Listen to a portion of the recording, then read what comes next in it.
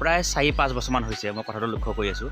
কি হয় নাজানো, যেতিয়া মানে ধান কৰি থৈছোঁ সাৰ মাৰিব হৈছে, এই 4-5 বছৰমান কি হৈছে, যেতিয়া মানে ধানৰ সাৰটো মাৰিবলগীয়া হ'ব, তেতিয়া মানে কি এই সাৰটো নাটনি হৈ যায়। যদি পথাৰত সাৰ মাৰিবলগীয়া হয় ক'ৰবাৰ পৰা বিচাৰি আনি, যিটো দাম 350-400 এনেকৈ নৰ্মেলি 350 হয়, যেতিয়া মানে দৰকাৰ নহয় তেতিয়া 350-300 এনেকুৱাও হৈ থাকে।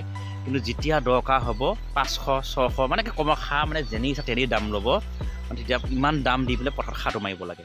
আৰু এই বিষয়টো কোনো এটা মাত নিদিয়ে, এই ভিডিঅ'ত কোনো দেখা নাপাওঁ যে সাৰৰ দাম কিবা হ'লে আমুক হ'ল কিবা, আৰু এই বিষয়টো কোনো মাত নিদিয়ে, কাৰণ খেতিয়কৰ ওপৰত কোনো মাত নিদিয়ে ন।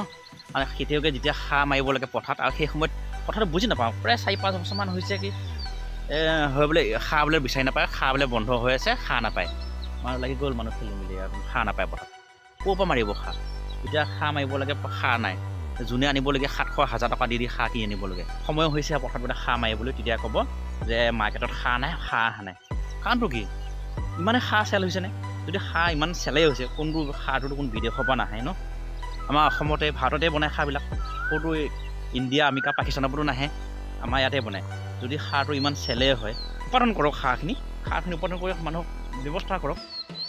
কিন্তু সেইটো নাই, সাৰ চাৰ বন্ধ হৈ থাকিব, মানুহে সাৰ চাৰ নাপায়। মই যে এতিয়া কৈ আছোঁ, কোনো ডাঙৰ মানুহেতো নাপায় ভিডিঅ'বিলাক, আৰু কোনো নাচায়ও, আৰু ইমান কৰি লাভ নাই। নিজে কৈছোঁ, নিজে শুনিছোঁ যেতিয়া, কিয় মানে মনৰ এটা মানে হেৰি থাকে না, কাৰণে কৈ দিছোঁ। মানে এই সাৰৰ সময়তে মানে দুনীয়াখনৰ নতংকি হৈ থাকে, মানুহে পথাৰত সাৰ মাৰিব নাপায়। যি হয় দেখা যাব।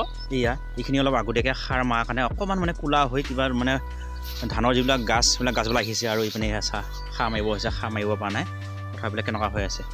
কাৰণ সাৰ মাৰিলেহে ধানে আহিব ন।